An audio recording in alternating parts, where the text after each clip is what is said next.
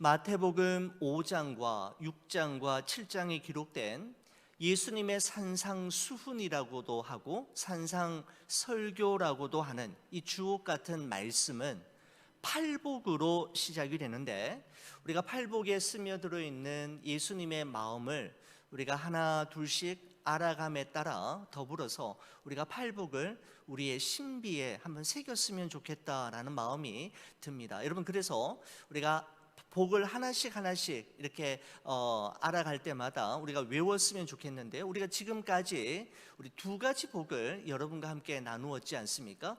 우리 화면을 보시면서 두 가지 복을 함께 읽으시고 그 다음에 우리가 함께 외워보도록 그렇게 하겠습니다. 우리 같이 한번 읽어보겠습니다. 시작. 심령이 가난한 자는 복이 있나니 천국이 그들의 것이며, 두 번째요, 애통하는 자는 복이 있나니 그들이 위로를 받을 것이며. 아멘. 여러분, 눈 감아 보시죠. 눈 감아 보십시오. 저는 눈 뜨고 있는지 안 뜨고 계신지를 다 볼 수가 있는데, 우리 두 가지 연달아서 한번 해보시는 겁니다.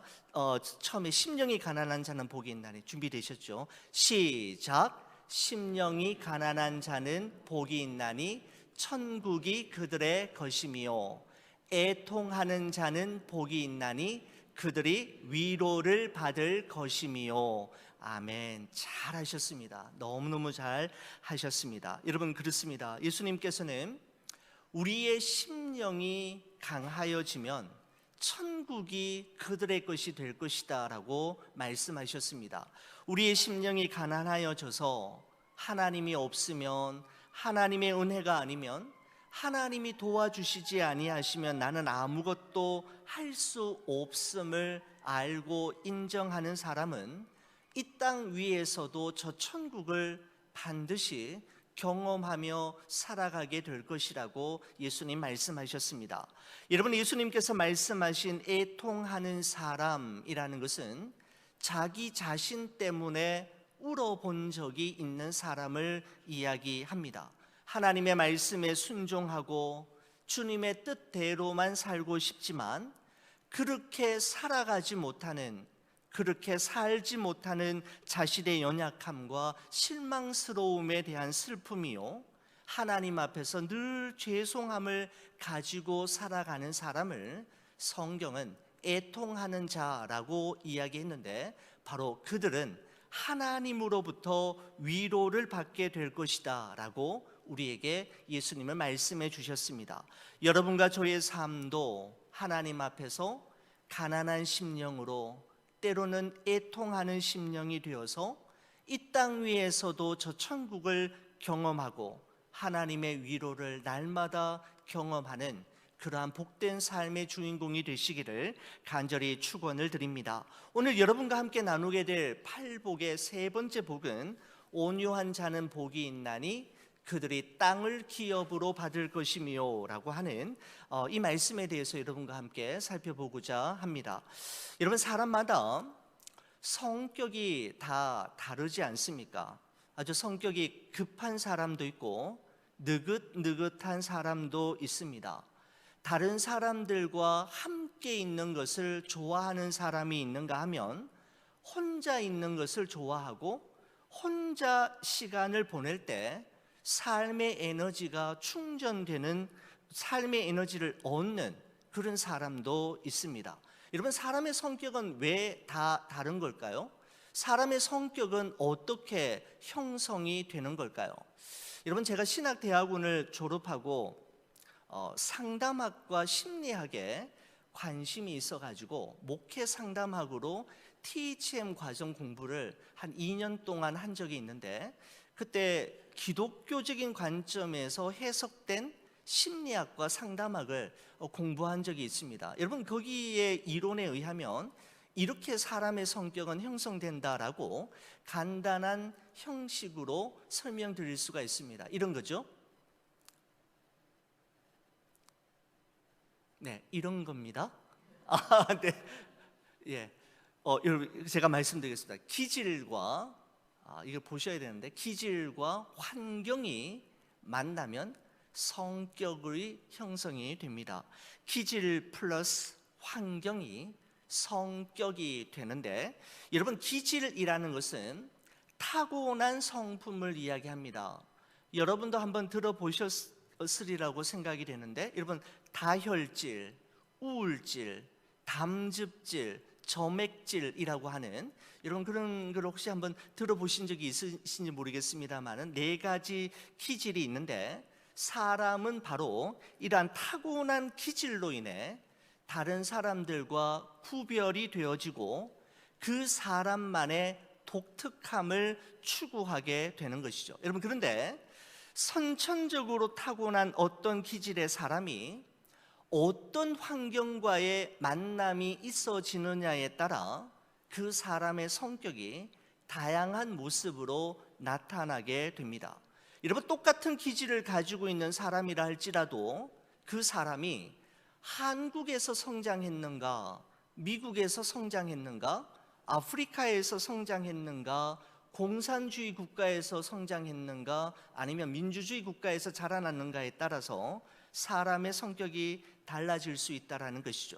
어떤 부모님에 의해서 양육되었고 그 가정의 분위기는 어떠했는지, 가족의 친밀감은 어느 정도였는지, 그리고 지난 세월 동안 어떤 친구를 만났고 어떤 사람들과의 만남이 있었는지, 그리고 어떤 사건을 그 사람이 경험하였고 그 경험에 대한, 그 사건에 대해 어떻게 반응했는지에 따라서 그 사람은 다양한 성격을 가지게 된다라고 이야기합니다.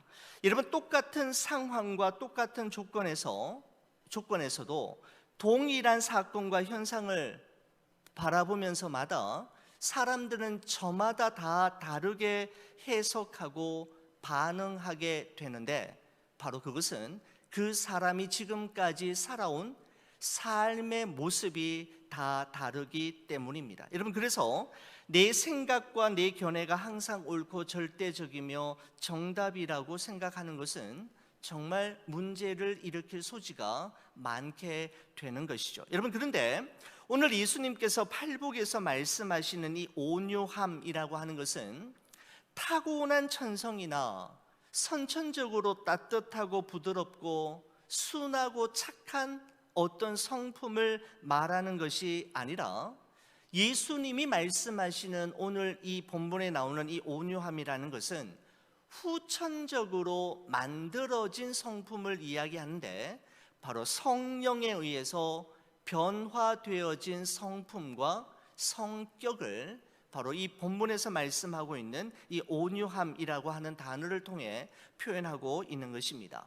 이번 세상 사람들의 관점에서 볼 때 온유함은 별로 매력이 없어 보입니다. 일반적으로 사람들은 자신감과 카리스마가 넘치는 사람, 눈빛이 살아있는 사람을 따르고 공동체의 리더가 되어주기를 바랍니다. 여러분 인류의 역사를 보더라도 온유한 사람, 착한 사람, 선한 사람보다는 돌격 앞으로 나를 따르라와 같은 강력한 리더십과 통솔력을 지닌 사람이 세상의 우두머리가 되었고 리더가 되었으며 많은 영토를 차지했는데, 예수님은 다른 관점으로 보셨습니다. 예수님은 온유한 사람이 정말 복 있는 사람이고 온유한 사람이 땅을 차지하게 될 것이다 라고 말씀하셨습니다. 여러분 그렇다면 예수님께서 말씀하신 온유한 사람은 어떤 사람을 말하는 걸까요? 여러분 이 온유라고 하는 단어가 영어 성경에서는 meek라고 하는 단어를 사용하고 있는데, 길들여진 야생마라고 하는 표현에서 유래가 되었다고 합니다. 길들여진 야생마입니다. 자신의 힘만 믿고 천방지축으로 날뛰는 야생마를 능숙한 조련사가 잘 훈련하고 길들여서 주인이 쓰시기에 적당한 말, 그리고 오직 주인을 위해서만 자신의 힘을 사용할 수 있는 준말을 만드는 데에서 바로 온유라고 하는 단어가 만들어지게 되었다라고 이야기합니다. 여러분 저는 이 온유를 부드러운 힘이라고 정의하고 싶습니다. 부드럽다라고 하는 말과 힘, 파워라고 하는 말이 서로 잘 어울릴 수 있는가, 서로 함께 갈 수 있는가라고 하는 생각이 들지만, 부드럽다와 힘이 만날 때 이 두 가지는 시너지 효과를 내면서 엄청난 영향력을 발휘하게 되는 것이죠. 바로 온유는 부드러운 힘을 이야기합니다. 여러분, 손자병법의 모공편에 보면 다음과 같은 말이 있습니다. 100번 싸워서 100번 이기는 사람이 최고가 아니라 싸우지 않고도 이기는 자가 최고 중에 최고이다라고 하는 문구가 있습니다. 칼과 창, 무기를 사용하지 않고도 적군을 물리치거나 투항시키는 거야말로 최고의 병법이라고 말하고 있는 것이죠. 바로 부드러운 힘, 온유의 힘을 표현하고 있지 않나라는 생각이 듭니다. 여러분, 예전에 제가 어느 책에서 읽은 이야기입니다마는 삼성그룹의 이병철 회장은 자신의 거실에다가 늘 목개를 걸어 놓았다고 합니다. 이런 목개라는 것은 나무 목자의 닭개자인데 나무로 만든 닭입니다. 이병철 회장의 거실에는 이 목개가 항상 걸려져 있었는데, 이 회장은 이 목개를 보면서 자기 자신을 늘 추스르고 자기 자신을 돌보는 하나의 도구로 삼았다고 하는 이야기를 본 적이 있습니다. 여러분, 이 목개라고 하는 이 단어는 중국의 고서인 장자의 달생편이라고 하는 그 부분에서 나오게 되는데, 송나라였습니다. 송나라에 싸움닭을 훈련시키기로, 잘 훈련시키기로 유명한 기성자라고 하는 젊은이가 있었습니다. 이 기성자라고 하는 자는 왕으로부터 어느 날 중요한 미션을 부여받게 되는데, 중국 전역에서 최고로 싸움을 잘하는 최고의 싸움닭을 만들라라고 하는 지시를 받고 닭을 훈련하기 시작하는 것이었습니다. 한 열흘이 지난 후에 왕이 기성자를 찾아가서 이야기합니다. 우리 이제 싸움닭이 완성되었는가? 라고 묻자 기성자가 이야기하기를 아직 멀었습니다. 닭이 허장성세를 부리고 있습니다. 여러분, 허장성세라는 것은 허세를 부리고 있다라는 것이죠. 아주 자기 잘난 척 하면서 아주 목이 꼿꼿하다라는 것입니다. 아직 멀었습니다라고 이야기했습니다. 다시 열흘이 지나자 왕이 다시 찾아와서 물었습니다. 그러자 기성자는 여전히 아직 멀었습니다. 다른 닭의 울음소리나 다른 닭의 그림자만 봐도 덮치려고 난리를 치는 것 보니까 아직 싸움닭으로는 아직 멀었습니다라고 이야기합니다. 또 열흘이 지난 후에 왕이 묻자 좀 더 시간이 필요한 것 같습니다.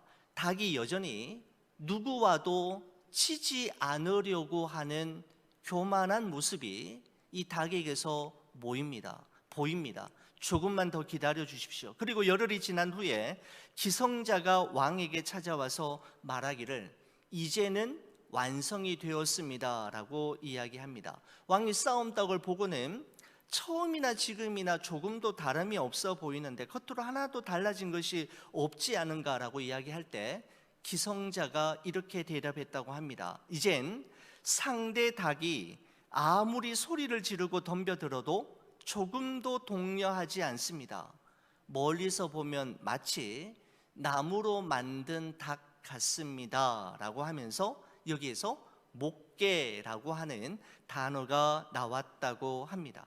상대방 닭이 아무리 소리를 지르고 덤벼들어도 조금도 요동하지 않고 함부로 싸우지 않는, 그죠?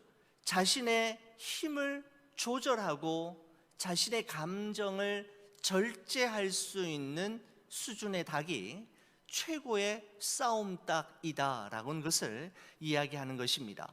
여러분, 그러니까 기성자가 생각하는 싸움닭 중에서 가장 하수는 마음에 허세가 가득하여 누구에게나 치지 않으려고 하고 상대만 보면 싸우려고 덤벼드는 닭이지만, 최고수의 싸움닭은 상대방에 의해 동요되지 않고 쉽게 싸움에 휘말려 들지 않는 닭이야말로 최고수의 싸움닭이라는 것입니다. 여러분, 그렇습니다. 온유한 사람은 자신에게 그렇게 할 만한 능력이 없거나 실력이 없어서 가만히 있는 것이 아니라 언제든지 그렇게 할 수 있음에도 불구하고 더 큰 하나님의 뜻을 이루기 위해, 그리고 더 큰 하나님의 뜻을 그르치지 않기 위해 참고 기다리며 자신의 힘을 제어하고 조절할 줄 아는 사람, 바로 그 사람이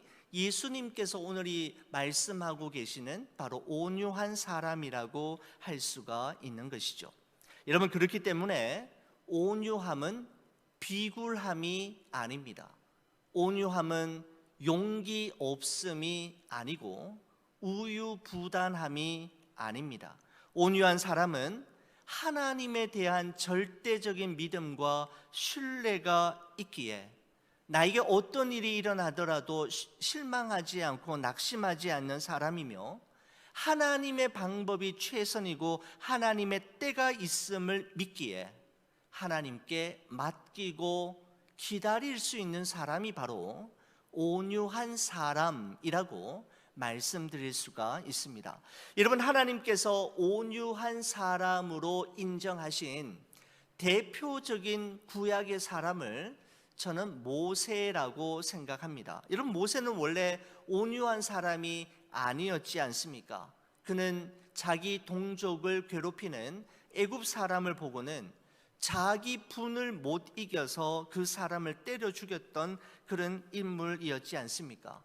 자신이 시내산에 올라가 있는 동안에 시내산 아래에서 아론을 중심으로 금송아지를 만들고 우상을 섬기는 이스라엘 백성들을 보고는 자기 감정을 주체하지 못해서 하나님께서 친히 새겨주신 십계명 돌판을 그 자리에서 내동댕이 치며 깨뜨려 버렸던, 여러분, 그런 사람이 바로 모세이었지 않습니까? 여러분, 어디 겉분이었습니까?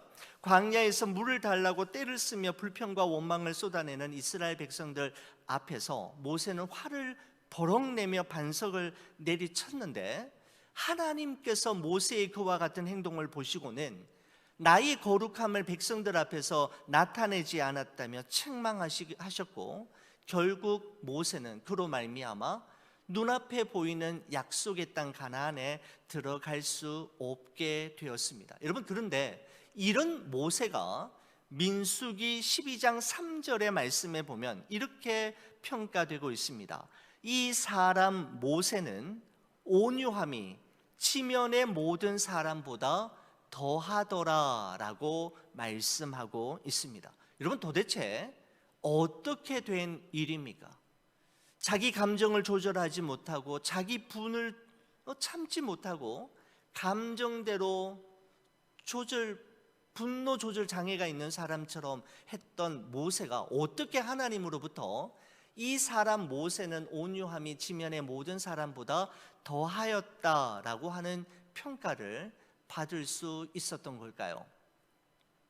여러분, 민수기 12장 1절에서 3절의 말씀을 보면 우리는 중요한 단서를 발견할 수 있습니다. 여러분, 제가 1절을 보면 여러분 2절 읽어주시고요, 그 다음에 3절은 우리가 같이 한번 읽는 겁니다. 제가 1절 먼저 보겠습니다. 모세가 구스 여자를 취하였더니 그 구스 여자를 취하였으므로 미리암과 아론이 모세를 비방하니라. 그들이 이르되 여호와께서 모세와만 말씀하지 아니하셨느냐 하매 여호와께서 이 말을 들으셨더라. 함께 봅니다. 이 사람 모세는 온유함이 지면의 모든 사람보다 더하더라. 아멘. 여기 보시면 이제 구스 여자가 나오는데, 여러분, 구스라고 하는 것은 노아의 세 아들 중에서 함의 후손들로서 피부색이 검은 아프리카, 특별히 성경에서는 구스라고 하면 에티오피아 사람을 가리킬 때 구스라고 하는 말을 사용합니다. 그러니까 모세가 자신의 여인을 데리고 왔는데 구스 여인, 피부색이 검은 아프리카 출신의 에티오피아 사람을 데리고 오는 것을 보면서 모세의 누나이었던 미리암과 모세의 형이었던 아론이 어떻게 저런 여자를 우리 집안에 데리고 올 수 있느냐며 아내를 맞이할 수 있느냐며 비방했던 것이죠. 그러면서 이야기하기를 여호와 하나님께서 어디 너와만 말씀하시느냐? 우리와도 말씀하시는데 이건 아니야 라고 모세와 다투었던, 시비를 걸었던 그런 일이었습니다.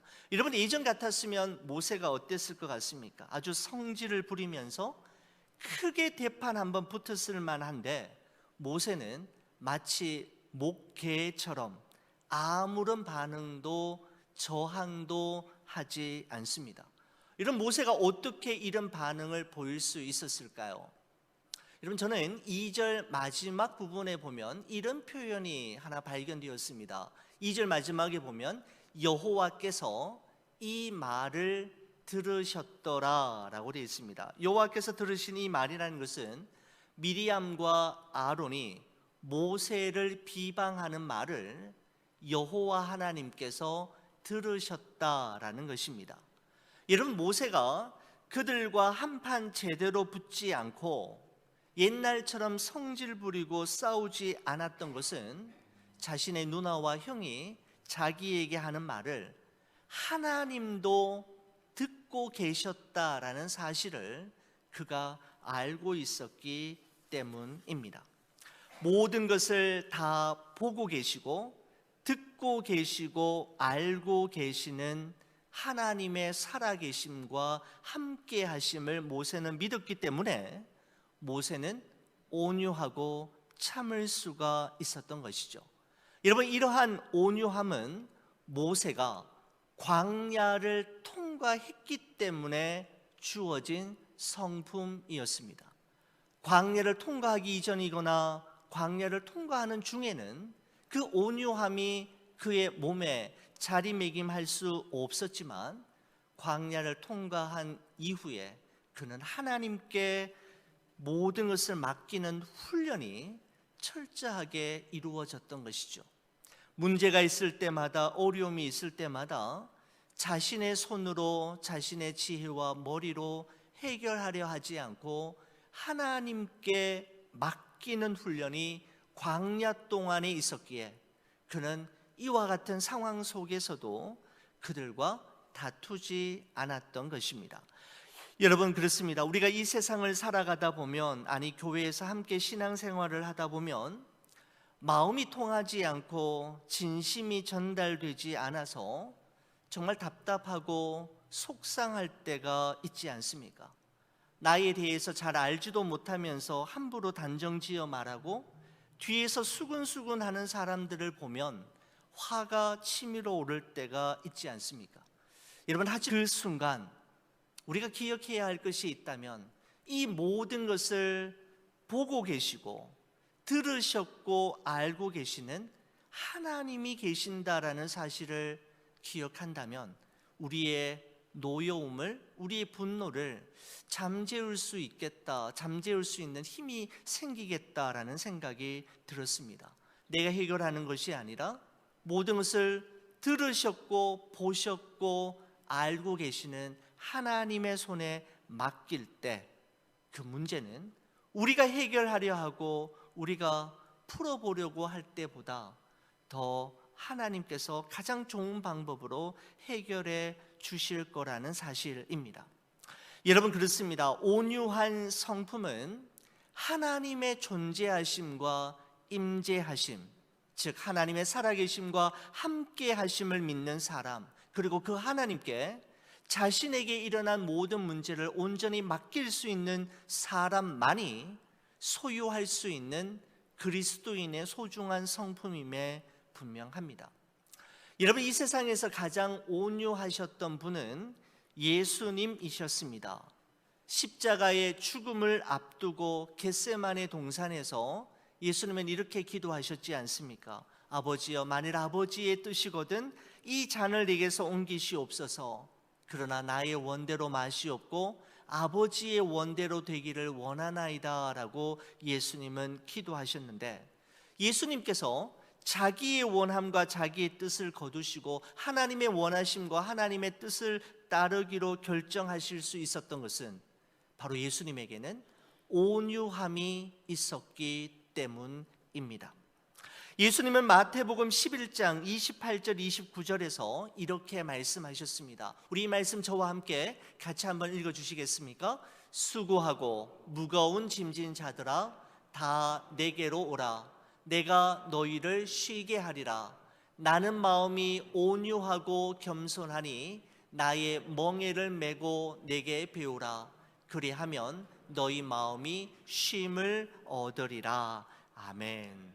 그렇습니다. 온유하고 겸손한 마음은 자연스럽게 주어지거나 신앙생활 오래 하고 교회 오랫동안 다니면 자연스럽게 간직하게 되는 것이 아니라 멍에를 매는 것과 같은 무겁고 힘든 대가를 지불하면서 배우게 되고 습득하게 되는 것임을 말씀하고 있는 것이죠. 온유함과 겸손함은 멍에를 질 때에만 가능함을, 다른 말로 말씀드리면 대가를 지불해야만 주어지게 되는 것임을 말씀하고 있습니다. 여러분, 그렇습니다. 사랑과 용서의 마음은 도저히 사랑할 수 없고 정말 용서하기 힘든 사람들과의 만남 속에서 만들어지는 것이고, 오래 참음과 온유함은 나를 화나게 만들고 참을 수 없게 만드는 사람과 나의 온유함을 끊임없이 테스트하고자 하는 사람들과의 관계 속에서 빚어지는 것입니다. 온유함과 겸손함은 멍에를 질 때에만 대가를 지불해야만 주어지는 성령의 열매임을 우리에게 말씀하고 있는 것이죠. 사랑하는 교회 여러분, 그래서 지금 여러분의 곁에 나와 잘 맞지 않는 사람, 나와 달라도 너무 다른 사람이 있다면 그것은 하나님이 그 사람을 통해 나를 빚으시고 나를 다듬으셔서 온유한 사람으로 만들어가고 있는 과정임을 여러분 우리가 기억해야 할 것 같습니다. 여러분, 그렇다면 온유한 사람에게 주어지는 하나님의 복은 무엇이었습니까? 그들이 땅을 기업으로 받을 것이미요 라고 말씀하고 있습니다. 그들이 땅을 기업으로 받을 것이며, 그들이 누구입니까? 온유한 자, 온유한 사람이죠. 여러분, 다윗은 시편 37편 11절에 그러나 온유한 자들은 땅을 차지하며 풍성한 화평으로 즐거워하리로다 라고 고백하고 있습니다. 온유한 자가 땅을 차지하게 되고 땅을 기업으로 받게 된다라는 것입니다. 여러분, 도대체 이 말씀이 무슨 말일까요? 온유한 자가 땅을 차지하고 땅을 기업으로 받는다. 무슨 의미일까요? 여러분, 이 예화가 생각이 났습니다. 제가 오래전에 사역했던 교회에 아주 열심이었던 두 사람이 심하게 다투고 난 후에 예배 때나 모든 교회 안에서의 모임에 서로가 피해 다니면서 참석하는 현상이 일어나게 되었습니다. 항상 같이 다니는 사람이었는데 온유하지 못함으로 인해 서로 많이 다투고 난 이후로 한 사람이 1부 예배 나오면 또 한 사람은 2부 예배, 성경 공부 클래스를 들어도 그 사람이 어느 요일 어느 시간에 공부를 하는가를 알아보기 위해 저에게 미리 전화를 주셨고, 그분과 다른 시간 다른 요일이면 어디든지 참석했던, 열심은 있으니까요. 열심은 있으시니까 참석을 하는데 서로 피해 다니는 것이죠. 그분이 이쪽 문으로 들어오면 이쪽 문으로는 절대 오지 않는 겁니다. 저쪽 문으로 오면서 마주치면 마음이 서로 아프니까 서로 피하게 되는데, 온유하지 못함으로 그들이 활동하는 영역이 좁아지게 되는 것을 볼 수가 있습니다. 왜냐하면 온유하고 서로가 관계가 좋았다면 어느 문으로 들어와도 되고 어느 예배를 드려도 되고 어떤 성경 공부를 참석해도 되는, 땅을 차지하게 되는 자유로움을 경험할 수 있지만, 온유하지 못함으로 인해 서로의 관계가 나빠짐으로 말미암아 서로의 땅이 반으로 나뉘어지게 되고 좁게 된 것이죠. 여러분, 근데 그 두 사람이 어떤 연유인지 모르지만 나중에 정말 화해를 하고 친구가 되니까, 여러분 1부, 2부 예배 어느 예배를 드려도 괜찮고, 말씀드린 대로 어느 성경 공부를 해도 괜찮고, 찬양대를 해도, 식당 봉사를 해도, 전도예별로 여행을 가도 더 이상 두 사람은 피하는 관계가 되지 않았습니다. 활동하는 영역이 훨씬 더 넓어졌고, 그들은 기쁨으로 어느 곳에서든지 누구와도 친하게 되는, 바로 넓은 땅을 차지하게 되는 그런 일이 일어나게 된 것이죠. 여러분, 온유함으로 주어지는 복은, 그래서 땅을 기업으로 받는다라고 하는 말은 이런 말인 것 같습니다. 누구에게나 사랑받게 되고 어느 곳에서든지 환영받는 그리스도인이 된다라고 하는 의미입니다. 사랑하는 우리 교회 여러분, 우리가 세상이든지 교회이든지 온유한 사람으로 살아가는 것이 참 힘들 때가 있음을 많이 느낍니다. 여러분, 그러나 예수님은 분명히 우리에게 말씀하십니다. 온유한 바로 그 사람이 땅을 기업으로 얻을 수 있음을 말입니다. 어느 누구와도 만날 수 있는 사람, 어디든지 자유롭게 갈 수 있는 사람이 될 수 있다라는 것이죠. 온유함으로 누구에게나 사랑받고 어느 곳에서든지 환영받는 그리스도인으로 살아가는 여러분과 제가 되기를 주의 이름으로 간절히 축원을 드립니다.